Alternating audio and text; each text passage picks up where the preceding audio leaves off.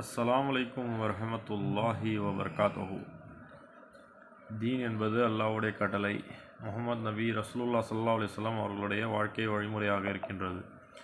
இந்த காலத்தில் மனிதர்கள் உண்மையை பொய்யாக்குகின்றார்கள், பொய்யை உண்மைப்படுத்துகின்றார்கள். தஜ்ஜால் வருவான். உலக இறுதி நாள், உலகம் அழியும் போது அல்லாஹ் தஜ்ஜாலை உலகத்தில் அனுப்பி வைப்பான். அவனுடைய நெத்தியில் குஃபூர் என்று எழுதியிருக்கும். கஃபாரா என்கின்ற அந்த வாசகம் அவனுடைய நெத்தியில் எழுதியிருக்கும். அவன் ஒரு கண்களை கொண்டவனாக இருப்பான். நாம் இப்பொழுது இந்த காலத்தில் பார்க்கின்ற அனைத்துமே உண்மையை பொய்ப்படுத்தி பொய்யை உண்மைப்படுத்துகிறது. நாம் பார்க்கின்ற டிவியாக இருக்கட்டும், நாம் உபயோகிக்கின்ற மொபைல் ஃபோனாக இருந்தாலும் சரி, அனைத்திலும் நாம் உண்மை மற்றும் பொய் இரண்டையும் மாற்றி மாற்றி பேசுகின்ற மனிதர்களை நாம் பார்க்கின்றோம். அதாவது படத்தில் நடிக்கின்றார்கள்,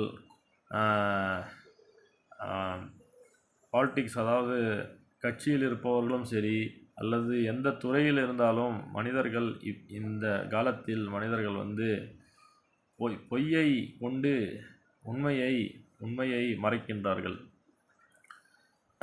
ஒரு அட்வர்டைஸ்மெண்ட் சேனலாக இருந்தாலும் சரி, ஒரு அட்வர்டைஸ்மெண்ட் செய்கின்ற விஷயமாக இருந்தாலும், ஒரு டிவியில் நாம் பார்க்கின்ற அட்வர்டைஸ்மெண்ட், இதனை ஒரு பொருளை விற்பதற்காக அந்த பொருளை எப்படி வேண்டுமானாலும் அழகுபடுத்தி காண்பிக்கின்றது. ஒரு சிகரெட்டை விற்பதற்கு அந்த சிகரெட்டை விதவிதமான முறையில் தயாரித்து அதனை ஒரு பெண்ணை சிகரெட்டை ஊதுவதை போன்று வைத்து அந்த படத்தை அட்வர்டைஸ்மெண்ட் செய்து அதை விற்பனை செய்கின்றார்கள். அப்போது அது உடலுக்கு கெடுதலான ஒரு விஷயமாக இருக்கின்றது. அந்த கெடுதலான விஷயத்தையே நன்மையான விஷயமாக செய்து அதனை விற்பனை செய்கின்றார்கள். இந்த காலத்தில் அனைத்து தவறான விஷயங்களும், போதை வஸ்துக்களாக இருக்கட்டும், எந்த ஒரு செயலாக இருந்தாலும், விபச்சாரமாக இருக்கட்டும், எல்லாமே எளிதாகிவிட்டது.